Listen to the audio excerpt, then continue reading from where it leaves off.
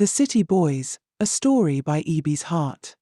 Joy ran into her neighbor's flat when she heard her laughing loudly. "I will be there, I will be there," Kathy said repeatedly. "Take me with you this time, babe. I want to also make some cash," Joy pleaded with her neighbor. Joy and Kathy were both contract staff in a commercial bank where they were earning minimum wage. Joy, who rented a flat to show off as a rich banker, could barely stay afloat. She was managing and finding it too hard to feed properly after paying bills. She noticed that her neighbor and colleague, Kathy, who works in another branch of their bank, leaves home every Friday night and returns on Sunday evening with a lot of cash paid into her bank account and plenty cloth gifts, perfumes, and jewelries. So Joy has been begging Kathy to link her up to her side hustle, which Kathy said was an ushering job. So when she heard Kathy scream for Joy on a Thursday evening, she knew it was the ushering job that was calling. When Kathy was done with her call, she frowned at Joy and said, "There is no space for extra hands this weekend." She was still talking when their madam called back and said, "Bring extra babe with you, let me grant you this favor you have been asking me," and cut the call. Kathy, who purposely put her madam's call on speaker for Joy to hear, screamed and hugged Joy happily and said, "You can come, I have been begging our madam and she said I can bring you." Joy was so happy, she hugged Kathy and started dancing. "How much are they going to pay us?" Joy asked, smiling. Kathy looked at her, lowered her voice and said, "We are going to serve the City Boys, so the money will be massive." "Wait, you mean the popular City Boys?" Joy asked and started dancing again. "Dress your best and change your wig too," Kathy advised. "You know you are naturally beautiful, so all eyes will be on you. It is because of your beauty that our madam, Lady Sasha, agreed to include you.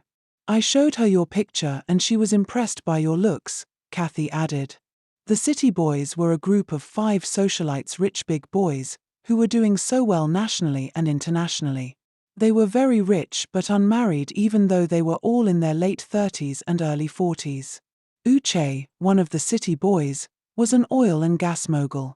Austin was a music executive and film producer. Osars was a big hotelier and multiple club owner.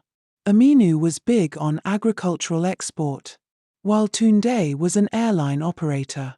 The 5 of them were known as the Chop Life Gang. They were always on the social media space, posting videos and pictures from parties, travels, holidays and leisure activities. Every girl in the country knew them and wished to be among their babes. Immediately Joy and Kathy walked in with the other girls Lady Sasha had arranged for them. Austin saw Joy and called Lady Sasha immediately on the phone and said, "I want that babe on black gown."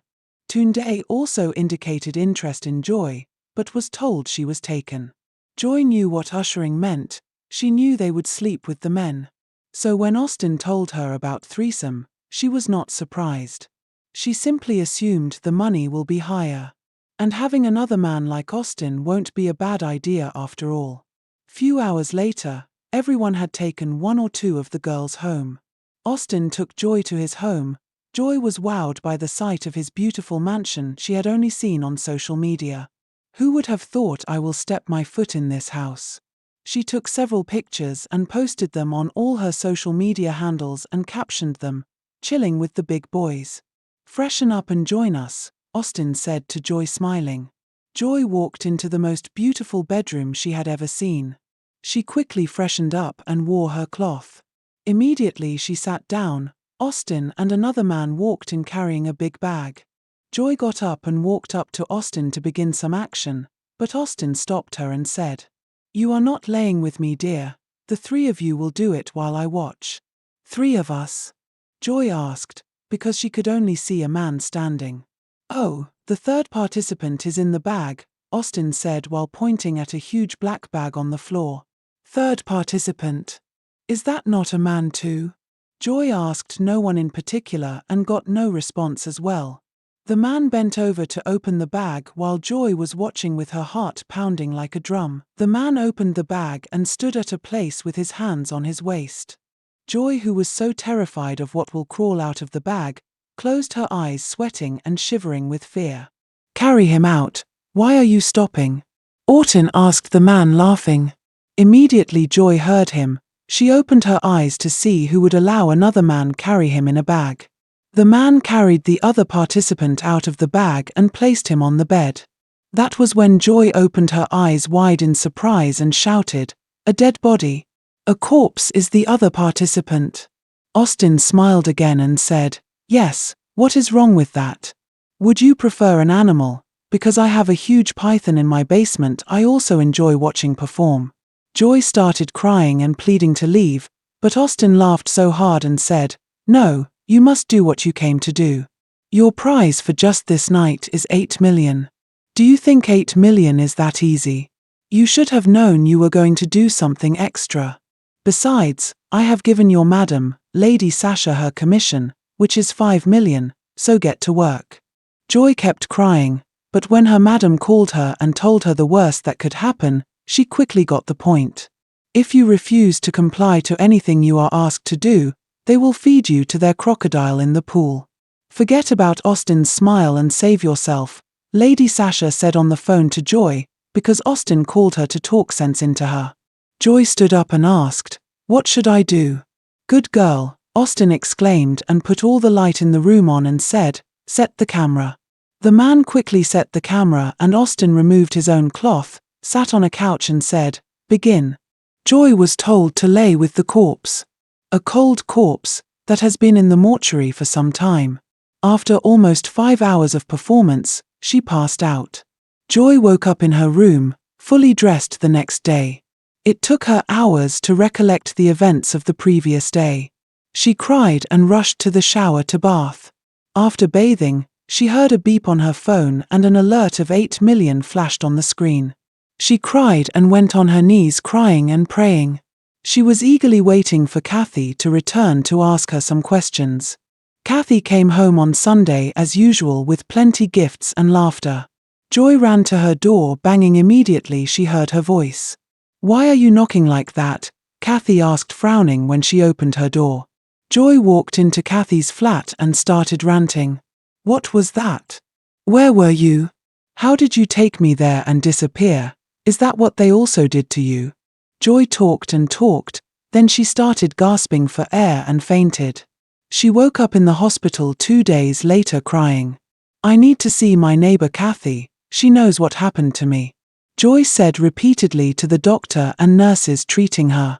Kathy was called and she took permission from the office to see Joy. "How are you, Joy? I think it's stress," Kathy began talking with pity.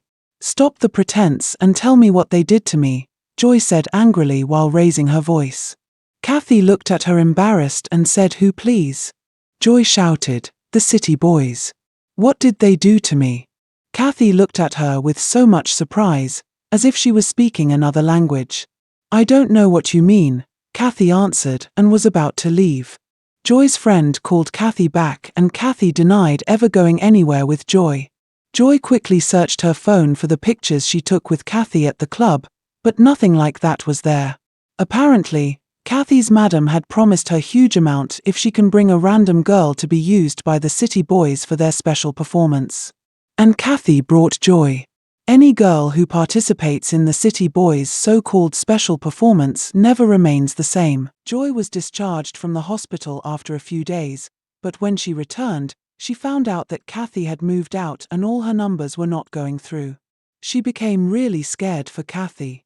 Maybe they have gotten to her too, Joy thought to herself. "I will check her office tomorrow to know if she is okay," Joy concluded. That same night, Joy slept off in her couch, but someone came and carried her to her bedroom. At first, she thought it was a dream, because she felt like she was floating in the air, only to open her eyes to see that someone was carrying her. She screamed and struggled to see the person's face, but the person held her so firm. Joy started shouting for help, help. Her other neighbor ran to her door and started banging for her to open up. He thought there had been an intruder. Joy then saw herself falling from the height she had felt someone carrying her and landed on the bed. She quickly reached for the light and put it on, because whoever or whatever it was had put off all the light in her flat. But everywhere was empty. She ran to the door, opened it for Tony, her neighbor. "Where is the person?" Tony rushed in holding a mop stick. Joy didn't utter a word, She sat on the couch crying as Tony checked the entire flat but saw no one. "I think the person is gone," Joy said, crying louder. Tony felt sorry for her. "You can come to my room if you don't feel safe here," he said with pity. Joy quickly stood up and followed Tony to his flat. There was no way she would be comfortable in her flat for the night anyways. The next day, Joy, who had taken her annual leave from the bank, visited Kathy's office to know if everything was all right. When she got there, she saw Kathy happily working and talking with someone. She went straight to her table and was about to say something when Kathy started shouting, "Leave me alone, Joy, stop harassing me. I did nothing but be a good neighbor to you." Her voice was so loud that everyone faced Joy and started telling her to leave and stop harassing Kathy. "She told us how you even made her to leave the apartment she had paid for," Joy's manager said, and ordered the bank's security to escort Joy out of the banking premises. Joy was just shedding tears and wondering what was going on. Kathy faked tears and soiled her makeup to convince everyone that Joy was harassing her. It was later that Joy got eviction notice from her landlord. "You harassed one of my oldest and most peaceful tenants out of her apartment, and you also started disturbing the whole compound almost every night. You have 3 months to park out of my house," the landlord's message read. Joy was dumbfounded. "What did I do wrong?" she cried. Everyone in the compound started avoiding her except Tony. Joy, who was too scared, started sleeping in Tony's room almost every night. She found out that any night she slept in Tony's room, she slept well without disturbance. Until she started sleeping with Tony. The very first night Tony laid with her, the cold hands that was dripping with foul-smelling water appeared in Tony's room and carried Tony. Tony's scream woke Joy up and she saw the corpse that she slept with the night she participated at the City Boys special performance. She tried to get up and fight him to stop, but it was as if she was pinned at a place. The walking corpse threw Tony on the floor and disappeared. That was when Joy got herself and rushed to Tony, but he was already dead and cold. Joy got a hold of herself and sneaked out of Tony's room in the middle of the night. "I can't stay here and be accused of killing him," she murmured and left. The next day, she went about her business as if nothing happened. Later that evening, Tony's colleague came to know why he didn't show up at work and was not answering his phone too. He screamed when he stepped into Tony's room and saw his corpse. The whole compound was horrified, including Joy. She pretended so well, so no one suspected her. Joy moved out almost immediately. Tony died because of the attacks she was having.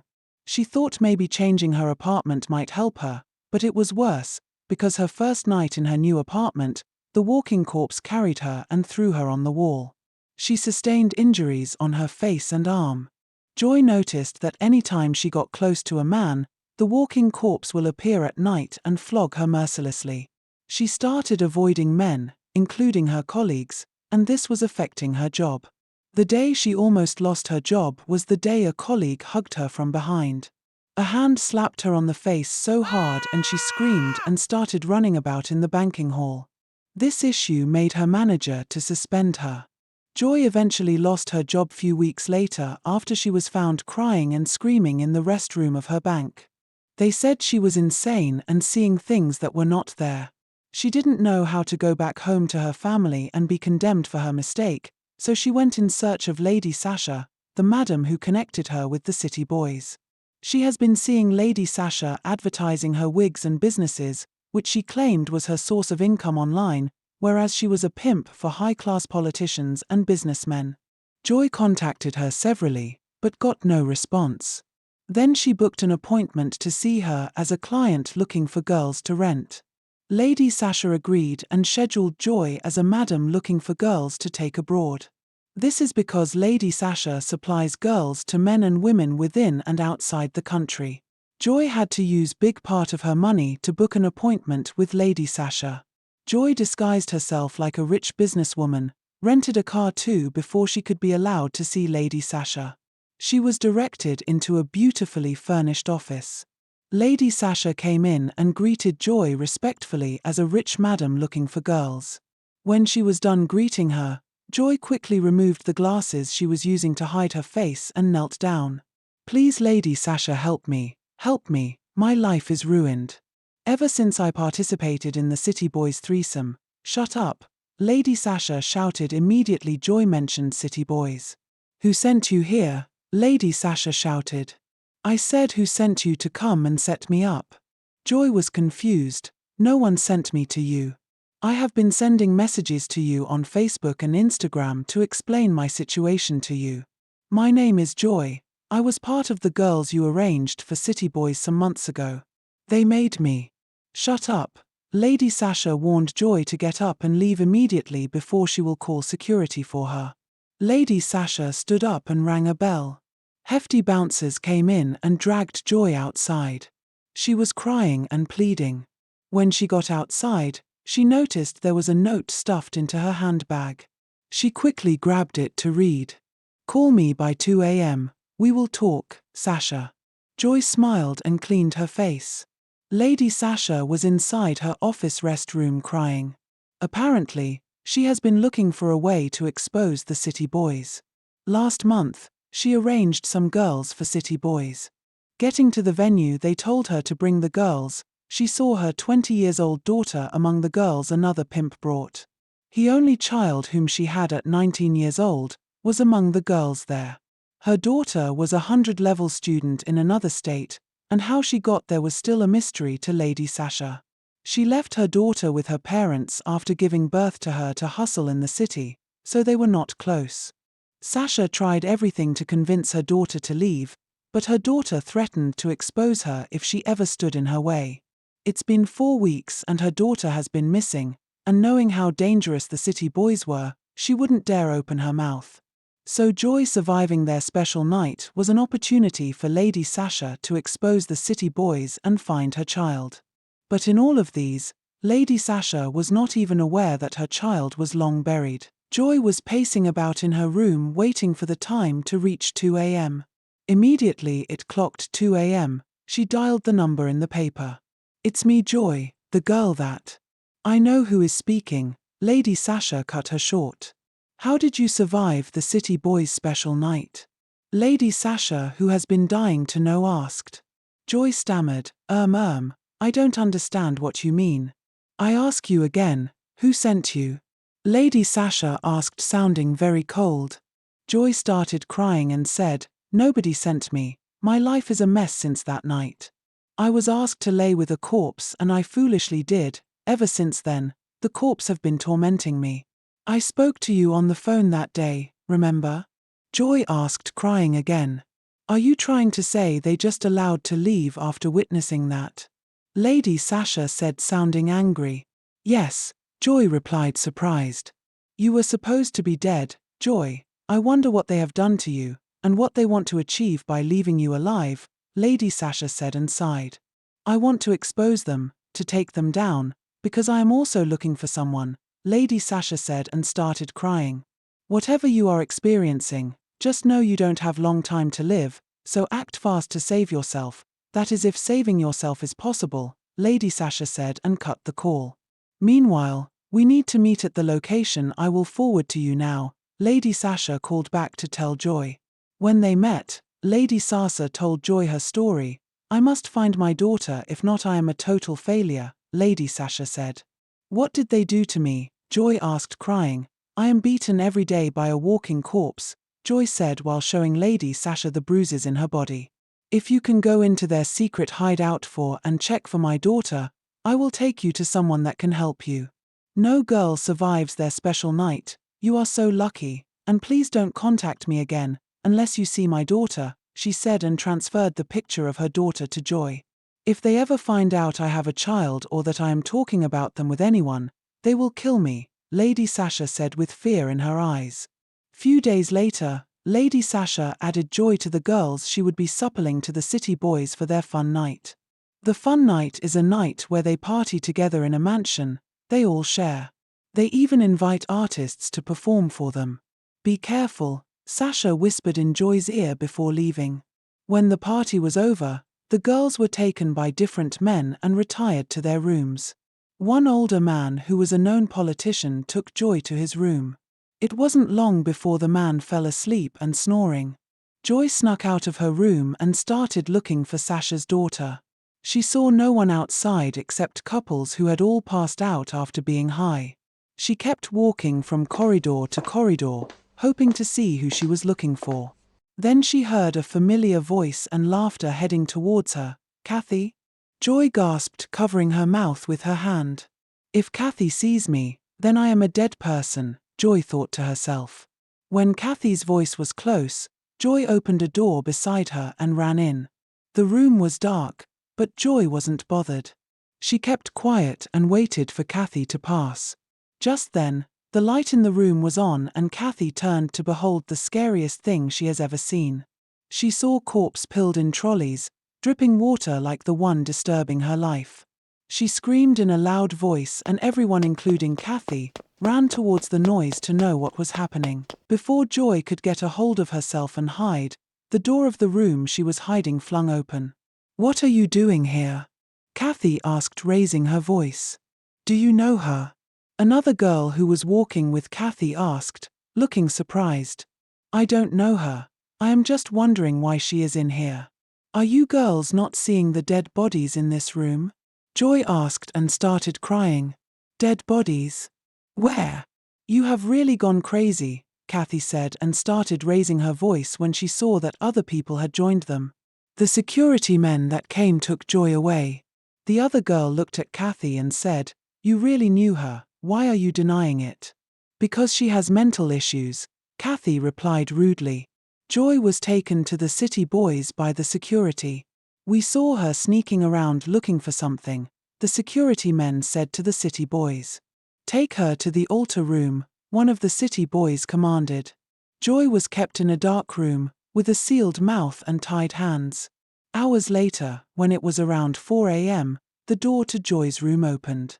One of the city boys, Osaz, who just finished videoing himself in a praise and worship session, posted it online and people were blown away. Bloggers carried his video and were posting it with captions like, "When he is a billionaire, handsome, single and a lover of God, what more can a lady want?" Everyone was commenting and tripping on Osaz. After getting the internet busy with his self-righteous video, he walked into the altar room, took a powered substance and blew on Joy's face. But Joy simply started coughing. He became surprised and ran to call the other city boys. "Someone special is here," he said. They all rushed to see who it was. "I sprayed her, and she just coughed, and nothing happened." Joy, who has been untied and her mouth opened, knelt down and started begging, "Please let me go, I will not tell anyone." Austin looked at her and said, "Watch." They all turned to look at Austin. He dragged Joy to their sacred mirror and said, "Look at her in the mirror." When they looked, they all saw Joy looking like the corpse, dripping smelling water. Joy saw nothing, she was just screaming and begging to be freed. "Let her go," Austin told the security men on their way out. The security men were surprised and they looked at one another. No one has even stepped their foot into the city boys' shrine and walk out alive, so they felt there was something about Joy. "I was the one that used her," Austin began. "She participated in our special performance, but something went wrong, so I had to send her home to get more souls for us. As she is, any man she gets close to or lays with will return to us as a corpse, so in other words, she is working from home and when she has served her purpose, she will be found dead somewhere." The other city boys hailed him and pointed out that his level has gone up for him to achieve something they have been trying to achieve all these years. Joy, who felt different when they sprayed her that powdered substance, said, "I think I am dying, but if anything were to happen to me, let the whole world know first." She broke out her phone and went live on Facebook and said, "Dear family, I attended a party at the City Boys' special mansion right here in the city of Gosa. I don't know what they did to me, but anything that happens to me, you know where it is from." She was still talking when Uche, one of the city boys, came out and took the phone from her. "Sorry people, this is a mentally challenged lady my security men mistakenly allowed into our mansion this morning. As you can see, she is behaving like a dog," he said and turned the camera to face Joy fighting the security man. From the video, it looked like a fight, but in reality, she was actually defending herself. As usual, everyone condemned Joy and praised the City Boys for being kind, even to a mentally challenged person. The City Boys even went as far as forcing Lady Sasha to collaborate their story. Lady Sasha, who was scared of being killed or losing her connections, made a video to say that she was at the City Boys' mansion that morning and that Joy was clearly mentally challenged. They also paid some bloggers to push their story more. Everyone turned on Joy and called her desperate woman trying to rubbish the name of good men like the City Boys. Joy's family saw the whole thing online and brought her home. The first night Joy spent at home, she screamed and shouted until daybreak. Her mother tried everything to find out what was wrong with her. She simply said it a bad dream. Joy was also too scared to tell her parents that she did hook up once. In fact, she was very scared to tell her mother what she was going through. But her constant outburst and night cries made her parents to send her to a psychiatric hospital. After spending so much money trying to treat Joy, Joy woke up one day and noticed her body was soaking wet and smelling. The smell was familiar. She now smelt like that corpse she laid with at the City Boys' home. With time, Joy started noticing that she soaks wet whenever she is lying down to sleep. When she noticed this, she started documenting her daily challenge in a video. She would pour out her heart on all her videos, explaining what happened to her and why the City Boys have done everything to convince everyone that she was insane. She eventually told her family all that happened. At first, they blamed her, but they later tried to help her as much as they could, but it was already late by then. Joy, who had started having episodes of blackout, she will be here and not be aware of what is happening around her. One day she woke up from sleep and saw some parts of her body dead and unmovable. Within a few weeks, Joy's entire body was dead except her head. Because she was talking and crying, but doctors had already confirmed her dead, because there was no cardiac activity and her body was already decaying.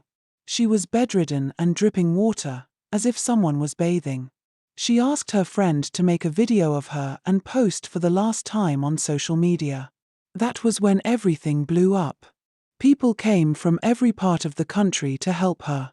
Then all the girls who had encountered some weird things with City Boys, even the ones that lost a friend, a cousin, or a sister to City Boys, became bold enough to speak out.